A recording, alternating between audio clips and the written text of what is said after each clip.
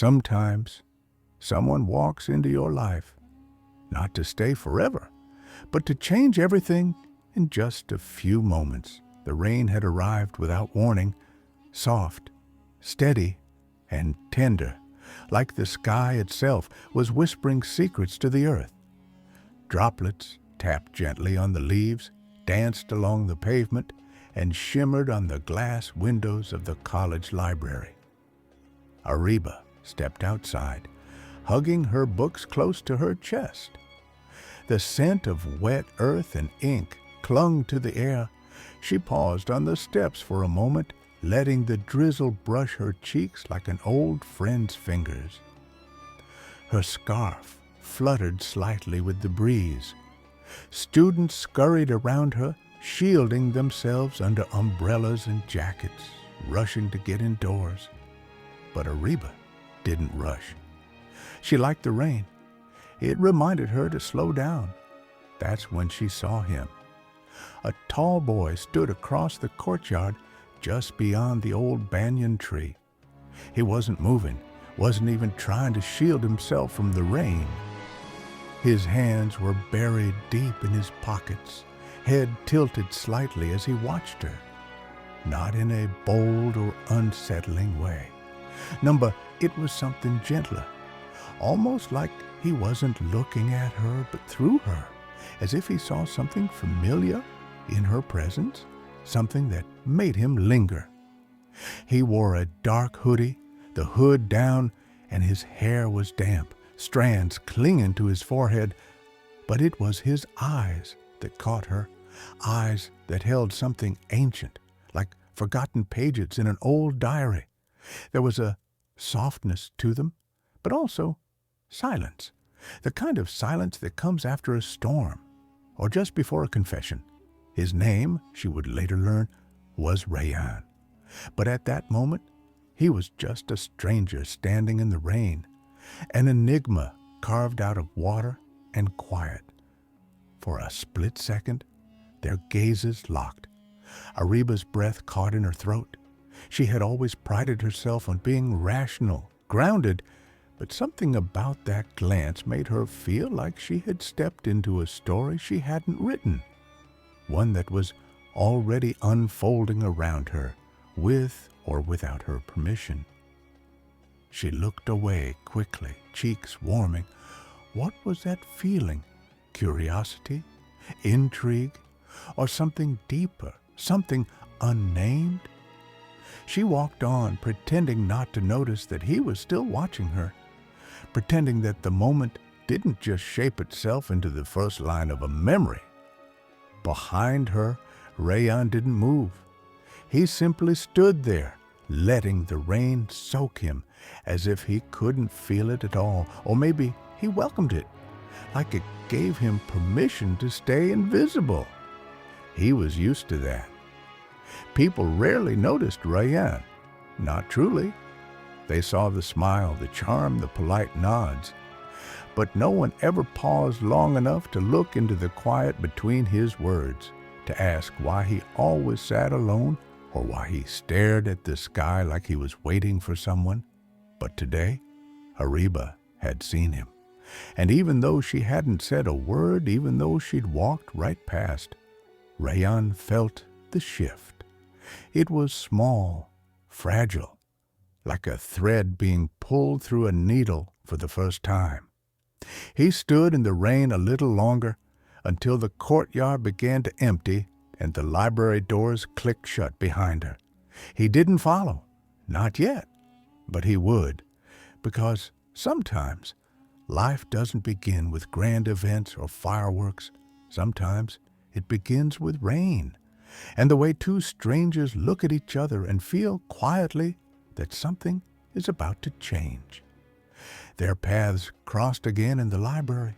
Ariba sat by the window, lost in the pages of a psychology book, when she noticed him, Rayan, walking past the aisle with a quiet ease that contrasted the world around him. He paused for a moment, looked her way, and gave a small nod. She returned it with a smile. It was nothing, really, or at least that's what she told herself. But then it happened again in the cafeteria.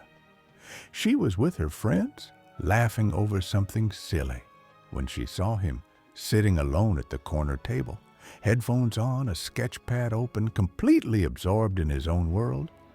Something about his presence was magnetic, not loud, not demanding, but quietly powerful, like the kind of silence that makes you listen.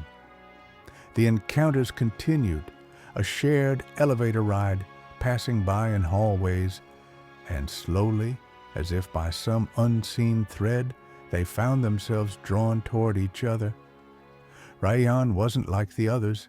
He didn't try to impress. He didn't talk too much. But when he did speak, it was thoughtful, measured. His words carried weight, and his silences, strangely, felt full, not empty. He started joining her study sessions at the library. Sometimes they spoke for hours. Sometimes they just sat side by side saying nothing. Yet, even in that silence, there was connection. Ariba found herself looking forward to those moments, craving the quiet comfort of his presence. Rayan had a way of making everyone around him smile. He'd crack the most unexpected jokes, offer random facts no one asked for, or draw funny little doodles in her notebook when she wasn't looking. He was the kind of person who noticed when someone was having a rough day, and somehow always knew how to make it better. But behind his smile, Ariba could sense it, a pause, a depth, a sadness he tried to hide. She didn't ask, not at first. She thought maybe he would tell her when he was ready. But even as they grew closer, even as their bond deepened from simple friendship to something unspoken, something powerful, that part of him stayed locked away. Still, Ariba found herself falling, and it wasn't sudden. It was slow, steady, like the way rain seeps into dry soil. She noticed the way he would brush his hair back when he was nervous, or how he avoided eye contact when the topic turned personal. She noticed how he never spoke about his family, and how sometimes his smile disappeared too quickly, as if it wasn't meant to stay. One evening, as they sat on the rooftop watching the city lights, Ariba turned to him and asked softly, "What are you not telling me, Rayan?" He looked at her, and for a moment it felt like he might open up. But then he just smiled, that same quiet, guarded smile, and said, "Some things are easier to keep tucked away." That night, Ariba lay awake thinking about him. She wasn't sure what hurt more, not knowing his truth or the fact that he didn't trust her with it yet. But she didn't walk away. She chose to stay. Because sometimes love isn't about fixing someone. It's about being there, patiently, until they're ready to be seen. And deep down, Ariba believed that one day Rayan would let her in, and when he did, she would be ready to catch the pieces. The sky had turned a deep shade of indigo, the last hues of sunset barely clinging to the horizon. Ariba stepped out onto the quiet veranda, her footsteps soft against the wooden floor. The wind was gentle that evening, carrying with it the faint scent of jasmine from the garden. She spotted him there, alone, slouched on the old bench where they often sat together. His shoulders trembled ever so slightly, and when he turned at the sound of her presence, she saw it. Tears. Ariba's heart skipped. "Hey," she said softly, kneeling in front of him. "What's wrong?" He looked away, wiping his face with the back of his hand as though that could hide the truth. But it was too late. Pain, raw and unfiltered, sat heavy in his eyes. After a long pause, his voice broke the silence, a whisper so fragile it could have floated away with the breeze. "I have cancer, Ariba." The world seemed to tilt. I don't know how much time I have left, he continued, eyes now fixed on the floor. I didn't tell you because I didn't want to hurt you. I didn't want you to look at me like I was fading. Ariba felt her throat tighten, a wave of disbelief crashing into her chest. She wanted to scream, to demand why he kept this from her, to beg the universe to take it back. But none of that mattered, not now. Instead, she reached for his trembling hand and held it tight. He looked up, surprised by the calm in her gaze. There was sadness there, yes, but also love, fierce and unwavering. If the time is short, she whispered, then let's live every second like it's forever. A tear rolled down his cheek, and this time he didn't try to hide it. They sat in silence, the kind that doesn't need words, the kind where two hearts speak louder than any voice ever could. Fireflies began to flicker in the distance, tiny sparks dancing through the dusk as if the universe itself was listening. You're not alone, Ariba said firmly. You won't ever be alone, not for a single second. He let out a shaky breath, something between a sob and a laugh. I thought you'd leave. I was scared you'd see me as broken.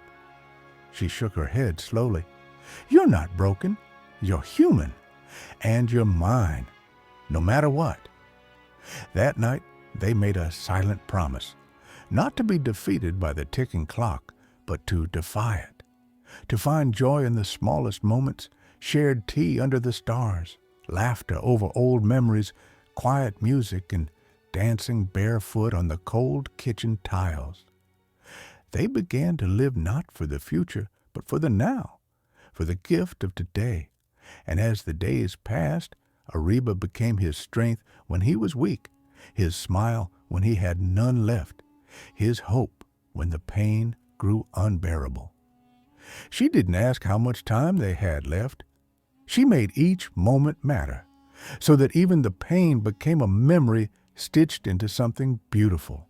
Because sometimes the most powerful kind of love isn't about forever. It's about showing up fully, completely, fearlessly, for as long as the heart beats, and that's exactly what she did. They knew from the beginning that time was not on their side. Rayan's diagnosis had come like a thunderclap, ripping through the calm of an ordinary day. Ariba, at first, didn't know how to hold it all. The pain, the fear, the cruel ticking of a clock they couldn't stop. But Rayan, even with 4 lines threading through his arms and fatigue carved into his bones, smiled as if life had only just begun. And in a way, it had. Their love, once tentative and shy, bloomed wildly in the sterile halls of the hospital. What should have been a place of grief turned into a canvas where they painted every second with color. They made ordinary moments magical, like sneaking samosas into Rayan's room when the nurses weren't looking, or dancing slowly to imaginary music in the glow of a hospital corridor's flickering light. The hospital lawn became their sanctuary. Ariba would spread a checkered cloth beneath the jacaranda trees, and they'd sit there for hours, talking, laughing, dreaming. She'd read his favorite poetry aloud, her voice trembling when his fingers grew too weak to turn the pages himself. In return, Rayan scribbled poems on scraps of tissue and napkins, slipping them into her hands like secrets. I may not have forever, one of them read, but in your eyes I've found something greater than time. Even the chemo room, with its harsh fluorescent lights and the soft beep of machines, was transformed. It echoed with their quiet giggles, stolen kisses, and whispered promises. They gave each other more than just company. They gave each other a reason to keep smiling. She watched his body change, his strength slipping away day by day. Yet his spirit remained fierce, full of warmth and mischief. Ariba became his pillar, never showing him the nights she cried into her pillow or the morning she woke up dreading the inevitable. They talked about everything: childhood dreams, fears, the places they'd never get to visit, but never about goodbyes. Their love didn't need grand gestures. It was found in the way he squeezed her hand when the pain hit hardest, in the way she gently massaged his scalp after every chemo session, in the silence they shared when words weren't enough. And then, one evening, the air in the room shifted. The nurses walked more softly. The world outside blurred. Rayon's breaths were shallow. The color had drained from his face. Ariba lay beside him on the hospital bed, her hand pressed over his heart, as if willing it to keep beating. His eyes fluttered open one last time. They held no fear, only peace. "You were the most beautiful part of my life, Ariba," he whispered, his voice thin as wind. "Thank you for everything." She kissed his forehead gently, tears slipping silently down her cheeks. "You were my miracle, Rayon, and I will love you in every life." As the monitor fell silent, Ariba held him closer, as though love could build a bridge between this world and the next. Even in death, he was still hers, in the rustle of the hospital trees, in the poems he left behind, in the smile she'd wear for the rest of her days, a love that had fought against time and won. The rain tapped softly against the windows of the old library, the same way it did that first afternoon. Time has moved forward. Seasons have come and gone, and so have people. But some places, they hold memories like the pages of a beloved book, never forgotten, only waiting to be reopened. Ariba still comes here every week, without fail. She walks through the creaking doors, greeted by the familiar scent of aged paper and ink, the warm hush of silence wrapped in wisdom. Her steps are slower now, not out of tiredness, but reverence, as if every footfall is a whisper to the past. She reaches the same table, the one near the far window, where the light falls gently in the late afternoon, where the rain leaves blurry trails on the glass, where Rayon once sat. She places her book down, gently, never disturbing the quiet, never rushing time. Her fingers brushed the worn wooden edge of the table, tracing the same lines she did years ago, when everything was different, when he was still here. She doesn't cry anymore. Once she did, many times. Her tears fell silently onto pages they once read together, poems that spoke of forever, paragraphs that captured the soul, chapters that promised happy endings. But now the tears have given way to something quieter, something deeper, a smile, not the kind you flash in passing, not the polite one you offer strangers. This smile lives in her eyes. It grows from the center of her chest and rises softly to her lips. It's a smile built on memory, on love that transformed with time, on the knowledge that some goodbyes are never final, because Rayon is still here, in the books they loved, in the echo of laughter once shared between shelves, in the stories they created with every glance, every word, every silence. He exists in the space between sentences and in the air that carries the scent of rain and ink and quiet. She reads, sometimes for minutes, sometimes for hours.